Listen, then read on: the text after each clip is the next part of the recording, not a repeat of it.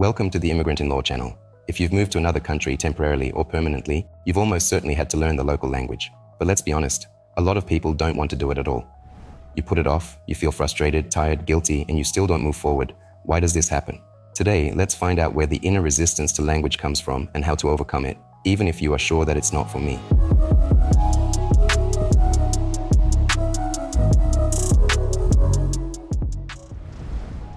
Let's start with the main thing, the reasons. Surprisingly, the reluctance to learn a language is most often not due to laziness or lack of ability. The reasons are much deeper. Emotional overload.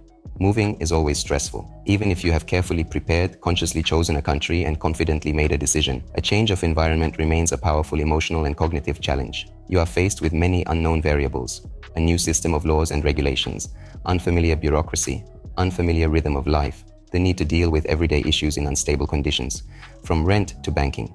Each of these factors requires constant tension of attention, ability to adapt quickly, and make decisions in conditions of uncertainty. In such a situation, the level of internal load is extremely high. The brain literally works in survival mode. It focuses on the essentials, ignoring everything that is not related to direct security and basic needs. And in this context, learning a language, even if it is important, is perceived as an extra burden, like asking yourself to solve an equation in a foreign language while standing in the middle of an unfamiliar train station during rush hour.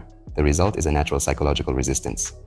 The body tries to cut back on any action that doesn't produce immediate results, and the language falls into the zone of rejection. It requires effort, and there is almost no visible benefit, especially at the initial stage. This is not weakness or laziness. It is a defense mechanism. Realizing this already reduces the pressure and allows you to approach the process of language learning with more compassion for yourself.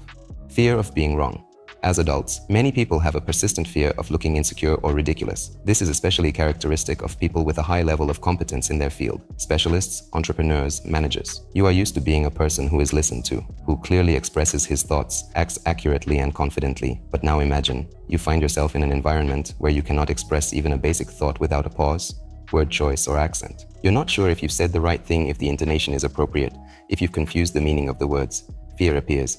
I will say something wrong. I will not be understood, or they'll think I'm illiterate. It hurts self-esteem, and it often leads to the inner decision, I'd rather not speak at all. In a new language, it's like going back to childhood, when you don't have words yet, but you have desires, thoughts, emotions, and you are back in the position of learner, not expert. This is a very vulnerable state. That is why silence becomes a strategy. It is safer than the risk of saying something wrong, but it is the main barrier to language fluency. It's important to remember, no one expects you to be perfect. Most people have respect for those who try. Mistakes are not a shame, but a normal stage of learning. And the only way to overcome fear is to start speaking in spite of it.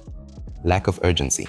If you are in a favorable environment, not working yet, living with your family or partner, socializing with people who speak a familiar language, you may not have a strong need to learn the local language right away. Moreover, modern technology suggests, why learn when there are translators, automatic subtitles, and apps that will translate everything in a second? In such conditions, the pressure disappears, and with it, the motivation. Everything seems to work as it is. You buy food, navigate, answer in short phrases, and you are generally understood. But it is important to realize, this is an illusion of sustainability. This model is suitable only for a very limited set of situations, and only at the early stage of adaptation. The problem is that as long as it seems as if language is not needed, the brain fixes it as a norm. A steady habit of doing without it is formed, which means that each subsequent return to learning will require more and more effort. This is a temporary comfort for which you may pay in the future. Restriction in work, dependence on others, inability to solve legal or medical issues on your own, a sense of social isolation. A language is like insurance. You may not see it in everyday life, but when you need it, you should have it at your fingertips. That's why it's important to start learning it, not when you're pressed for time, but beforehand, in calm conditions, when you can learn at your own pace. You can avoid language for a long time, use interpreters and gestures, rely on the help of friends. But sooner or later, there comes a point when language becomes a necessity. Access to real information. Modern nations are organized in such a way that all key areas of life, from obtaining information to legal obligations, are tied to language skills. News, government notices, medical advice, tax guidelines, banking terms and conditions, employment or rental contracts are all presented in the official language of the country. Even if you can translate the general meaning, one unnoticed nuance, a legal term, a wording with a double meaning or a technical clarification can have serious consequences. A misunderstood clause in a contract can turn into a financial loss. A missed notification from the tax or immigration service can result in a fine or status violation. Misinterpretation of medical advice, a direct health risk. You don't have to understand everything perfectly. But without a basic understanding of the language, you are in a vulnerable position. You cannot independently control the processes in which you participate. And that means you lose control over your own life, opportunities, career, and social. Without language skills, your opportunities are drastically reduced. Even if you have a high level of education, extensive work experience, or professional achievements, you face limitations almost everywhere. In the labor market, most jobs require at least a basic level of proficiency in the local language, not only to perform tasks, but also to understand instructions, communicate in a team, and comply with regulations. In education, you will not be able to fully study, retrain, confirm diplomas, or acquire additional skills. In everyday life, making conversation with your neighbors, understanding the announcement in the entrance, explaining yourself to the driver, using public services, all this becomes a separate stress. Most importantly, you lose your independence.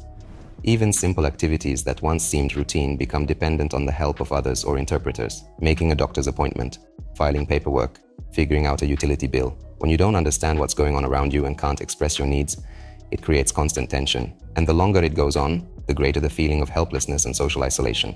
Knowing the language gives you back control. Even at a basic level, it empowers you to be independent, to make decisions, to understand what is happening to you, and to be an active participant in life rather than a passive observer. Integration into society. Knowing a language is much more than just a means of communication. It is the key to understanding the mentality, values, and unspoken rules by which a society lives. When you start speaking the language of a country, you gradually stop being an outside observer and become part of the internal context. You begin to pick up intonation, understand humor, navigate cultural references, and read between the lines. Language is a way of becoming an insider. It is through it that you build trust, develop relationships, get invitations into your professional and social environment. People around you begin to perceive you not just as a person from the outside who needs something to explain, but as a full participant in communication. Even if you speak with an accent and make mistakes, the fact that you are trying speaks a lot. It shows that you respect the country, its culture, and are willing to adapt. And this always causes respect and disposes to reciprocity. Thus, language becomes not just a tool, but the basis for real integration, not formal, but deep, cultural, and human. The good news is that resistance can be overcome. Here are a few proven ways that really work in the long run. Removing guilt. The first and perhaps most important thing is to stop blaming yourself for having a hard time. Resistance, procrastination, fatigue, these are not signs of weakness, but natural reactions to a difficult task in a new life environment. You don't have to immediately speak fluently, understand everything by ear, or learn a language for hours a day. And you certainly don't have to conform to someone else's expectations, whether it's someone you know, a teacher, or someone else's examples on the internet. Language is not a sprint, it's a path. And everyone has their own path, with its own rhythms, pauses, setbacks, and breakthroughs. Some are fast, some are slow, some start intermittently. All of these variations are normal. Compare yourself not to others, but only to yourself. At least from a week ago, you learned 5 new words. That's great. Were able to order coffee without help. Progress. Watched a video and grasped the meaning. That's a result. Small steps are not a weakness, they're a resilient strategy. And the less pressure you put on yourself, the better chance you have of continuing to move forward, without burnout or internal conflict.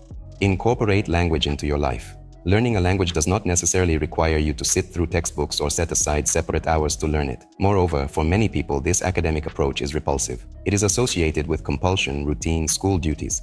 It is much more effective to build the language into what you already do every day. In other words, don't add language learning to your schedule, but weave it into your regular rhythm of life. Here's what that might look like. Listen to podcasts or radio in the target language while you clean, walk, or drive. Watch movies, TV shows, and videos with subtitles, so you not only hear live speech, but also connect words with visual images. Subscribe to local social media accounts. Even a quick glance at your newsfeed helps you grasp vocabulary and phrase structures. Use the language in everyday tasks. Write a shopping list, read a menu in a cafe, try to explain yourself at the checkout counter, or fill out a form by hand. Even if you only understand 30–40%, it's a start. Over time, your brain will recognize patterns, words, and meaning on its own. The main idea is to lower the threshold of entry. If learning doesn't require effort every time, you will continue to do it regularly, and it is in the regularity that sustainable progress lies. Set realistic goals. One of the reasons why language learning seems endless and tedious is that it is a vague goal. The phrase to learn a language sounds abstract, vague, and truly daunting. Where is the end? What counts as success? When can you say, I've learned? Instead, set clear, applied goals, ones that you can actually accomplish in the foreseeable future. For example, understand voice announcements in transportation, be able to ask for directions and understand the answer, pass a basic job interview, call a health clinic and make an appointment, read a receipt or contract and understand its essence. Each such task is time limited, has a clear result, and brings real satisfaction. You clearly understand why you are doing it, and feel progress not in theory, but in practice. And the main thing is that with each completed task, you regain a sense of control. You are no longer a man without a tongue, but someone who can cope. and this feeling is a powerful incentive to keep going. Communicate even with mistakes. One of the most common pitfalls in language learning is striving for perfection. Many people think, I'll start speaking when I'm sure I don't make mistakes. First, I need to learn more words, take a couple of courses, and only then can I try. In reality, this is a path to nowhere. The longer you put off speaking practice, the greater the fear, and most importantly, a language cannot be perfected in theory. It is learned through a practice. So, speak as well as you can, even with mistakes, even with simple words, even if you feel insecure. Dare to interject, paraphrase, gesture, smile. It's all part of communication. Locals tend to be sympathetic to those who are trying. What matters to them is not how clean you speak, but that you are making an effort. This generates sympathy, respect, and willingness to help. And the more often you use language, even if only fragmentarily, the faster confidence comes. You see that you are understood. You notice that you begin to understand more yourself. Fear recedes, and in its place comes the motivation to keep going. Find a supportive environment. Learning a language in isolation is not an easy task. Even if you are highly motivated, you may experience burnout, doubts, and setbacks. That's why it's important to create a supportive environment around you. It's good to have people around you who are on the same path. A partner you moved with, a neighbor who is also learning the language, a colleague who also needs to learn it. Common goals unite. You can share progress, laugh at mistakes, discuss difficult words, and, most importantly, encourage each other. If you don't have such people, connect other forms of support, a teacher or tutor you trust, an online group with live conversations, a language exchange with locals, a Telegram chat with daily assignments, a 30-day language marathon with a clear structure. Even a simple reminder that you are not alone in this process helps keep you on track. Regularity, even if minimal, creates a sense of forward movement, and any movement is a victory. When learning a language, it's easy to fall into the trap of speedy expectations. I should learn it in 3 months. Someone is fluent after 6 months. And I'm still confused about basic phrases. Many people overestimate speed and underestimate regularity. But language is not a sprint or a test of speed. It's a process that requires a steady pace, not spurts. You can learn a language slowly, 10-15 minutes a day, one word, one phrase at a time, and still do more than someone who learns for 3 hours, but on an ad hoc basis. Regularity forms not only knowledge, but also a habit. It relieves anxiety, eliminates resistance, and turns language from a burden into a part of your life. The hardest part is getting started, and even harder is not to stop. It is stability, even with minimal effort, that gives the best results in the long run. You move slowly but continuously, and that is always the way to success. Learning a language in a new country is not just a stage that has to be passed. It's part of internal adaptation. It's a way to rebuild your footing in a new reality, to regain control, freedom, and confidence. Yes, the journey can be long. Yes, resistance is normal, but every step you take, even small ones, works for you. Understanding yourself helps release tension. Awareness gives you flexibility. Regularity brings results. You don't need to be perfect. You need to be in the process. And the most important thing to remember is that language is not about becoming a different person. It helps you to be yourself, but in a new environment, with new opportunities, and in a new quality of life. And if you are just planning to immigrate, leave a request for a free consultation with Immigrantinlaw lawyers. We will choose the best relocation strategy for you, prepare all the necessary documents, explain in detail the nuances of the law, and answer all your questions. We will analyze your case, your goals, your situation without templates. Want to learn more or start the process today? Contact us. All contacts are listed in the description below this video. We're here to help you take a confident step toward a new life. Give us a like, subscribe to the channel, and ask your questions in the comments. I will be happy to answer them. Discover the world of opportunities with Immigrantinlaw.